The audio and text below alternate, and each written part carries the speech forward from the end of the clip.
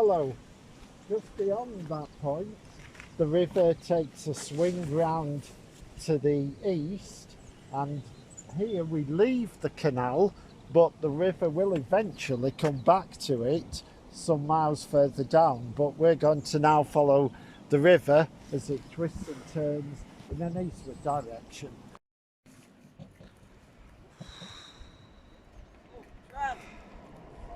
Yeah.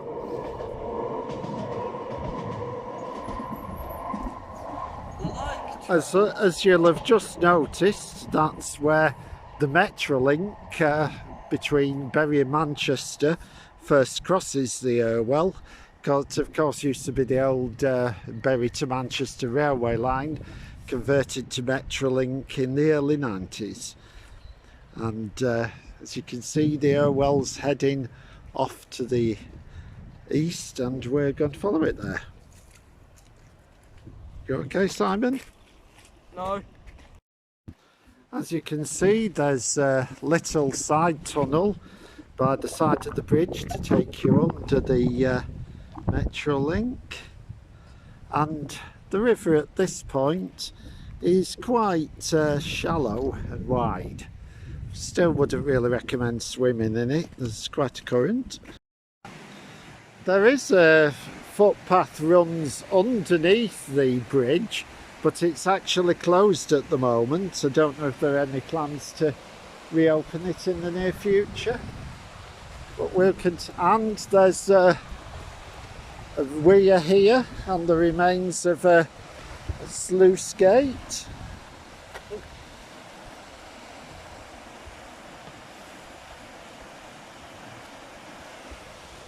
But we'll press on towards the Bury Radcliffe Road. So now we come to this point between the waste ground and the industrial sites in front of us, and in the middle is obviously the River Irwell, but also you have this island. Seems to be just a bit of a rubbish tip for people at the minute, but it's cool, I guess. Oh, tram! It's a tram running across.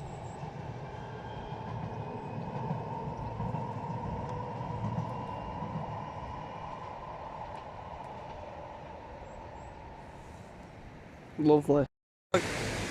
Hello, as you approach the main Bury Radcliffe Road here, you'll see this tremendous weir, and just by the side of it, this turbine. So I'm no industrial expert, but I presume that's creating quite a lot of renewable energy. Let's take a look at it in the shade.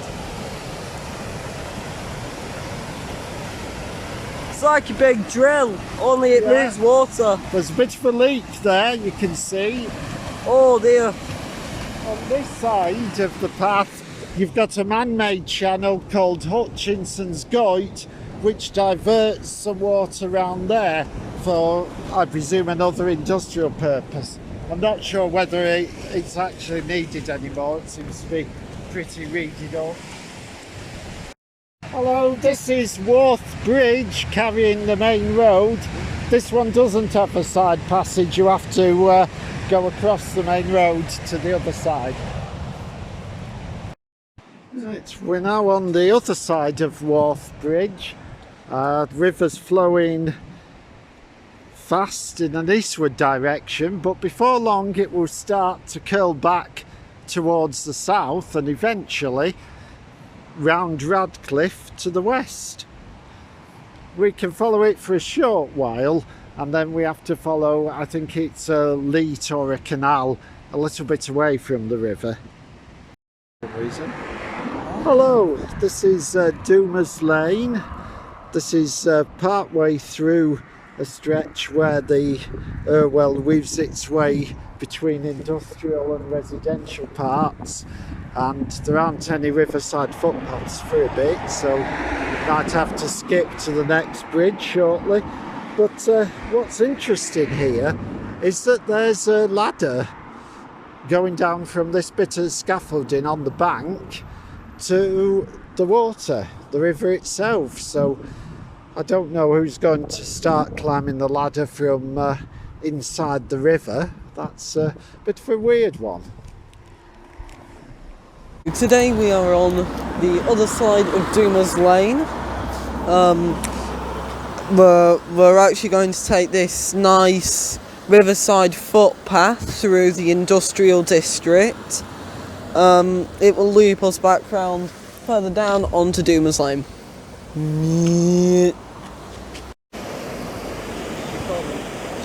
Right, well, we're now on the start of the Riverside Walk, which was put in 2014, and I'm very surprised that apparently otters have been recorded along here, so I would certainly love to see one of those. So we'll keep our eyes peeled for any otters, and also got water voles, kingfishers, so well, they seem to have done a good job here. And if you go to the bank, you get a good view of the bridge, which actually... We're here. Yeah. The bridge actually looks more attractive from the river than it does from the road. But I suppose that's not too surprising. Okay, we've now come to the end of the riverside path, or at least the part that actually sticks by the river, because it goes along a less accessible bank. I think this looks like a school playing field, is it, ahead of us? And it's just a common. And so we're going to now head back to Dumas Lane and catch up with the Irwell a bit further down. Hello, we're now on the edge of Close Park in Radcliffe, which does give you access to an otherwise inaccessible stretch of the Irwell. You can get right down to the edge here. Going back that way is Dumas Lane, and the river's curving round towards its confluence with the Roach, and then it heads back to Radcliffe. So we'll have a little stroll along the edge of the park and see if we can actually see that confluence from here. I'm not sure you can. On the opposite side of the river, you've got Outwood sewage works. Fortunately, the smell doesn't seem to be blowing over here. Once again, we've reached the end of our explorations. We're at the edge of the park here, so the path turns away, although there are some rough tracks going into the woods. They're not public rights of way, so I don't know how far you can follow them. In olden times, if there weren't... I think you can just see it. If you look above those sort of concrete bleachers or whatever they are, you can, I think, just see in the trees the remains of Radcliffe Tower. Do you think so, Simon? Do you think that squarish building you can just about make out through the trees is Radcliffe Tower? It's likely to be. Yeah, of course. That was built on a slight hill above the Irwell. Of course, the park wouldn't be here then. You'd just have sort of meadow sloping down to the river. And if you go on our sister playlist, All the Castles, you can see our visit there, which was pretty early in the series. So I think we've got a bit more pro since then, but perhaps only slightly.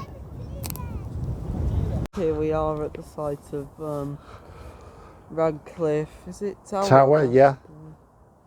Radcliffe Tower.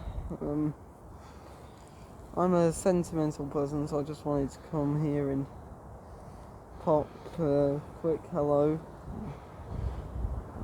just very nice seeing everything again. Last time I came here was all the way back in 2021, or at least at the very start of it.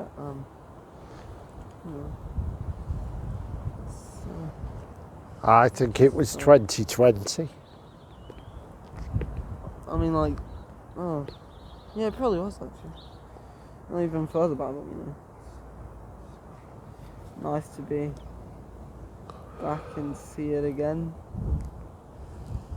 Go check out the old video of it, either the remastered one or the old one, which is actually better, and realise that the Filmora 9 logo was going to be there when I edited that. Right. Can't change that now. Yeah, go check it out. Bye, Castle.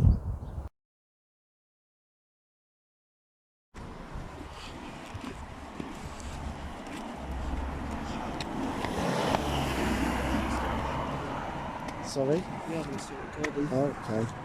Yeah.